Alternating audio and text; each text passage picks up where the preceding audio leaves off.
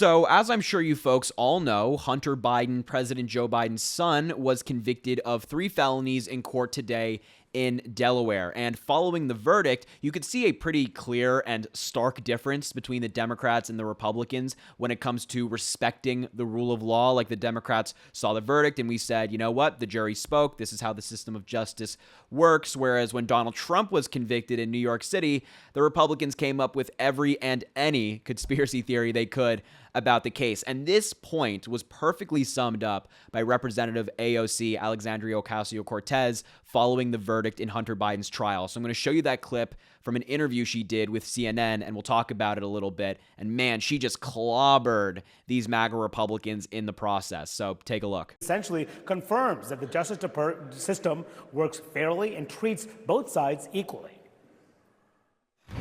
What would Republicans point to as a two-tiered system of justice when the president's son was just convicted of a crime?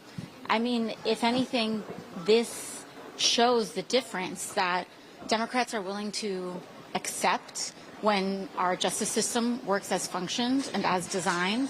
We're not here contesting the results. We're not here trying to defund the FBI or the Department of Justice because we don't like the outcome of a given trial. We respect the judicial process. Yeah, exactly. I mean, do you notice the difference? It's so clear. Like, the Democrats, once we learned of the verdict, said, you know what, the jury spoke. This is how the system of justice works. The judge was impartial. The court did its job, and we don't agree with the verdict. Maybe you do, whatever it might be, but we're not having a temper tantrum. That's the main point. We're not freaking out. Whereas when Donald Trump was convicted in New York City, the Republicans said that the jury wasn't fair, that the judge wasn't fair, that the DA was mean, that the FBI was involved, that Joe Biden was somehow behind it. Nonsense. Everything under the sun they came up with. It's just how Republicans are. Anytime something bad happens to Donald Trump, they say it's rigged. They say it's unfair. Whereas with the Democrats and Joe Biden, since we're, not in a cult, we just accept the results of the systems when they work as intended. And also, again, Republicans, what happened to that whole two-tier justice system argument you guys love talking about? One of the biggest arguments that Donald Trump makes on a daily basis at his rallies and whatnot. They say that, yeah, Joe Biden, who apparently controls the Department of Justice and controls the every move of the Attorney General, is prosecuting Donald Trump, going after his political opponents, while simultaneously going after his own son, his own child. It kind of falls apart once you think about it a little bit further, right? Republicans, it just kind of crumbles. Of course, there's not a two-tier justice system. And if there was, Hunter Biden wouldn't have been convicted today. He would have been pardoned a long time ago, or the charges wouldn't even been brought.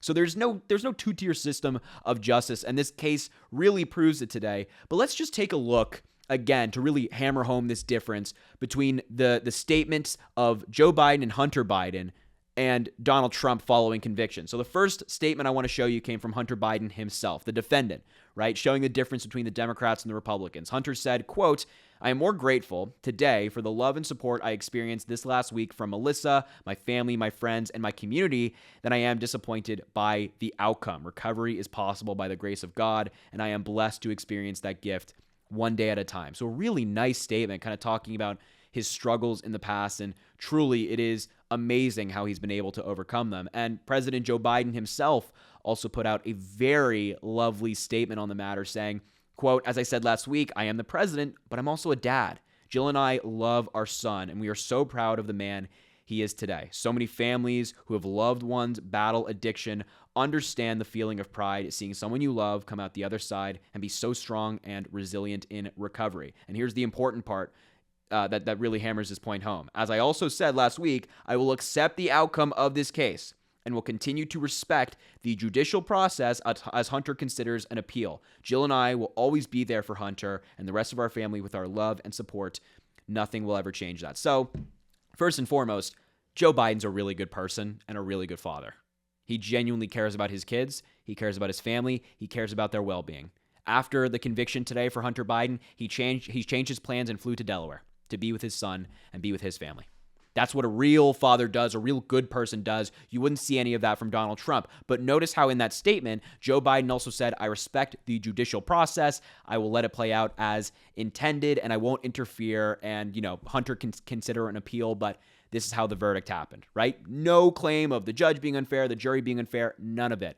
So let's just rewind a little minute, and go back to Donald Trump's statement following his conviction in New York City, and it paints quite a different story. So here is Donald Trump's statement from Manhattan. He said, quote, "This was a disgrace. This was a rigged trial by a conflicted judge who was corrupt. It's a rigged trial, a disgrace. They wouldn't give us a venue change.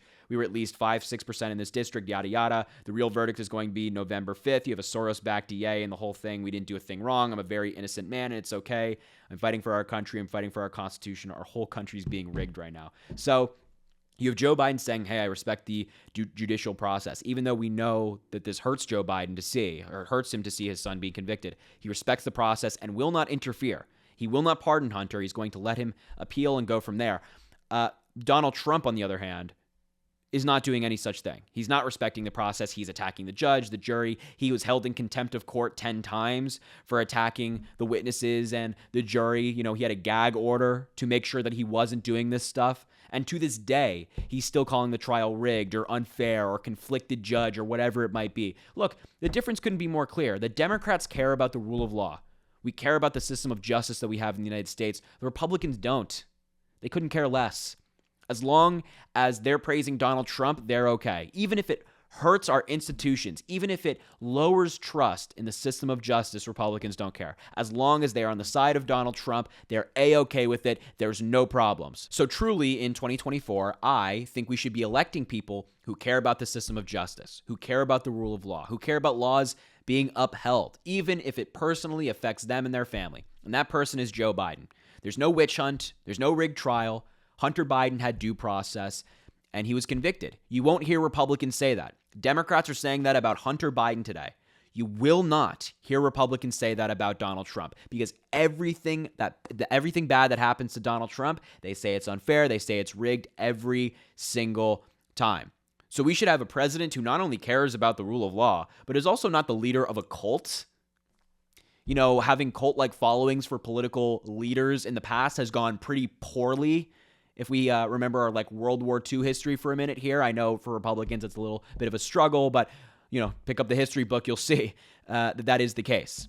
So let's have a leader who respects the institutions, respects the rule of law, and doesn't have a cult-like following, has a following of average, everyday, ordinary Americans.